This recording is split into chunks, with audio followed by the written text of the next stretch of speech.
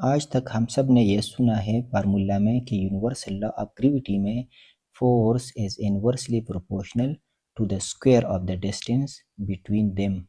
लेकिन आज मैं एक ऐसा सिंपल सिचुएशन डिस्कस करूँगा जिनमें फोर्स इज डायरेक्टली प्रोपोर्शनल होगा, यानी r टू द पावर 4 के।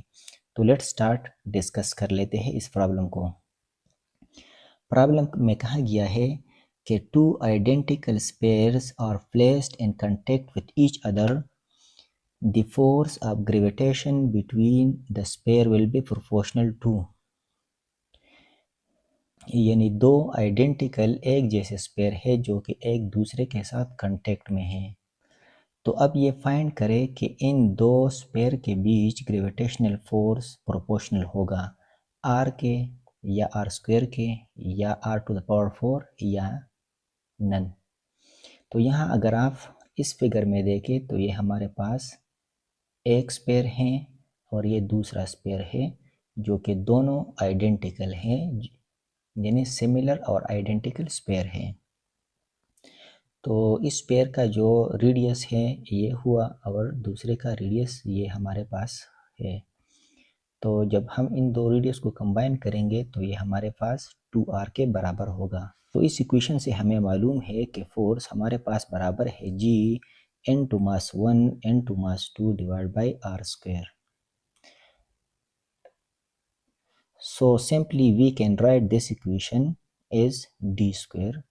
तो यहाँ पे r स्क्वायर को मैंने d स्क्वायर पे रिप्लेस किया क्योंकि ये टोटल r हमारे पास हमने d के बराबर लिया है। तो ये हमारे पास इक्वेशन नंबर 1 हो गया। So the sphere are identical.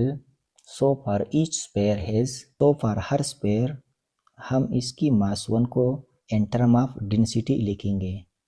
तो हमारे पास डेंसिटी का फार्मूला है मास पर यूनिट वॉल्यूम। तो m1 को हमने सेपरेट किया और यहाँ पे डेंसिटी और ये वॉल्यूम है। तो स्पेयर का वॉल्यूम हमारे पास 4/3 के बराबर है। और similarly for sphere 2 which have m2, so we also write this in term of density. तो यहाँ पे हम इसको भी इसी तरह ही लिख लेंगे। तो यहाँ पे अगर आप देखें m1 और m2 को हम मल्टीप्लाई करेंगे क्योंकि हमारे पास जो फार्मूला है यहाँ पे m1 और m2 मल्टीप्लिकेशन में है। तो इन दो को हम यहाँ पे मल्टीप्लाई करेंगे और बाकी टर्म्स को हम लेट सपोज कांस्टेंट लेंगे। तो यहाँ पे हमारे पास r³ इंटू r³ ये हमारे पास r टू द पावर 6 के बराबर है। तो हमने डिस्टेंस को 2r के बराबर लिया था।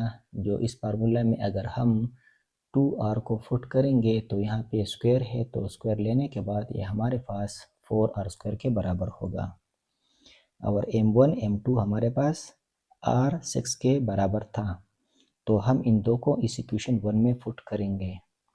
तो यहाँ पे m1 m2 की जगह हम r टू द पावर 6 और यहाँ पे r two the power square put करेंगे और बाकी टर्म को हम कांस्टेंट लेंगे।